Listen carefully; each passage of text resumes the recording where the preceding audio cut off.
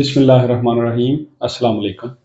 जी, आज यकम दिसंबर है और यकम दिसंबर जो है वो वर्ल्ड एड्स डे के तौर पर भी मनाया जाता है। तो हम जानने की कोशिश करते हैं कि एड्स जो है वो क्या चीज़ है। जैसा कि आपने काफ़ी सोशल मीडिया से भी इसको नाम को सुना हुआ है कि ये एक मुहलिक बीमारी है। जो एड्स है वो एक वायरल डिजीज़ है। जैसे बहुत सी बीमारियां वायरस से होती हैं, इसी तरीके से वायरस का नाम है HIV। आप HIV का नाम काफ़ी सोशल मीडिया पे भी आपने सुना हुआ होगा। HIV है तो ये जो वायरस है, चूंकि ये हमारे इम्यून सिस्टम पे अटैक करता है, इसलिए इसे HIV बोलते हैं। और जो बीमारी है उसका नाम है एड्स, AIDS, जो कि बनता है एक्वायर्ड इम्यूनो डेफिशिएंसी सिंड्रोम।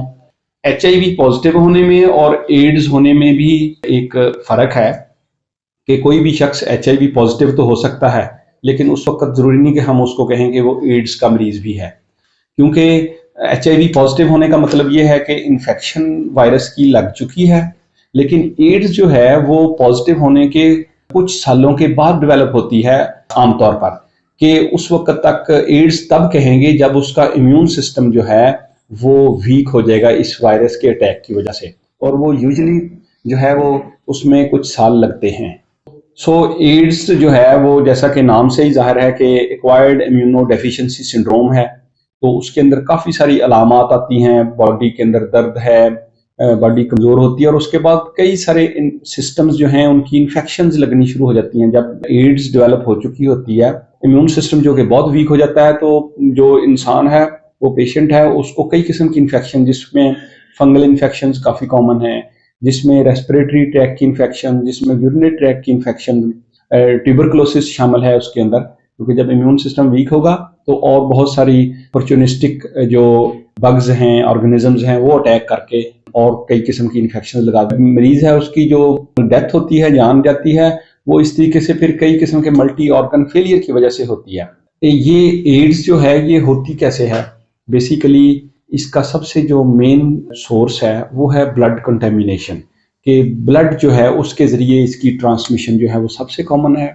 उसके बाद जो है डिफरेंट बॉडी फ्लूइड्स जो हैं वो इसके अंदर, उनसे भी ये होती है। एड्स जो है या HIV की जो ट्रांसमिशन है उसको अगर हम देखें कि लोगों को कहाँ कहाँ से लग सकती है, उसके अंदर जो अनसेफ इंजेक्शन प्रैक्टिस है वो एक वजह है, कि अगर नीडल शेयरिंग की जाएगी, जहाँ पे क्वैकरी आम है, वहाँ पे एक ही सिरिंज से कई लोगों को इंजेक्शन लगाए जाते हैं, तो वहाँ पे ये बहुत कॉमन है।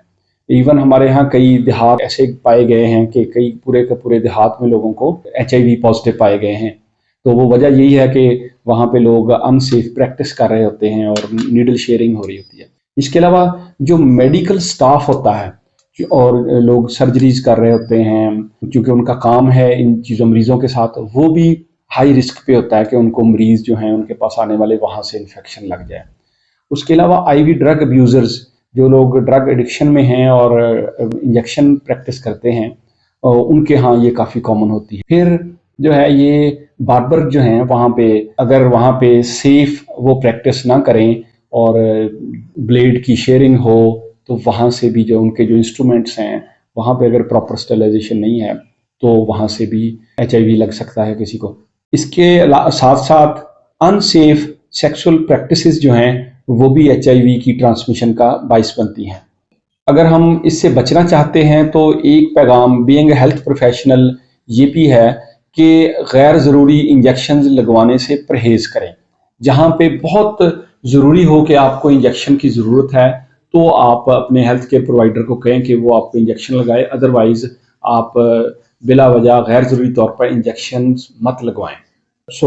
अगर हम चाहें कि इसको हमने कम से कम करना है, इससे बचना है इस बीमारी से, तो हमें इन सारी जिन एरियाज़ की बात की गई है, हमें सेफ प्रैक्टिसेस को आम करना होगा, और हमें इस हवाले से आगाही अवेयरनेस फैलानी होगी ताकि लोगों को पता चले।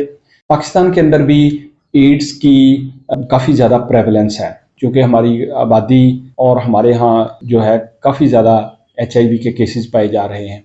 अगर इसकी इलाज की बात करें तो इसके ऊपर रिसर्च हुई है और बहुत अच्छी ट्रीटमेंट अवेलेबल हैं। तो पैगाम ये है कि अगर किसी को HIV वो पॉजिटिव हों तो गवर्नमेंट के सभी टर्शरी केयर हॉस्पिटल्स में इसके फ्री ट्रीटमेंट की सहूलत मौजूद है, और पाकिस्तान के अंदर भी एड्स प्रोग्राम जो चल रहा है वो इसको बड़े अच्छे तरीके से मॉनिटर कर रहे हैं, टेस्ट कर रहे हैं फ्रीली, और फ्री मेडिकेशन दे रहे हैं। तो अगर कोई भी फर्द इस बीमारी में मुब्तला हो, वो HIV पॉजिटिव हो, तो वो परेशान होने की ज़रूरत नहीं। वो फौरी तौर पे किसी भी बड़े गवर्नमेंट हॉस्पिटल के अंदर जाएं, वहाँ पे अपने आप को रजिस्टर करवाएं और टाइमली ट्रीटमेंट शुरू करवाएं, क्योंकि इसके अंदर जितना टाइमली आप ट्रीटमेंट शुरू कर देते हैं तो कॉम्प्लिकेशंस होने से बच जाते हैं, और आप बिल्कुल उसी तरीके से जैसे दूसरे अफराद हेल्दी लाइफ गुजार सकते हैं, उसी तरीके से अपनी ज़िंदगी जो है वो अच्छे तरीके से गुजार सकते हैं और कॉम्प्लिकेशंस नहीं आती। अपना बहुत सा ख्याल रखिएगा। शुक्रिया।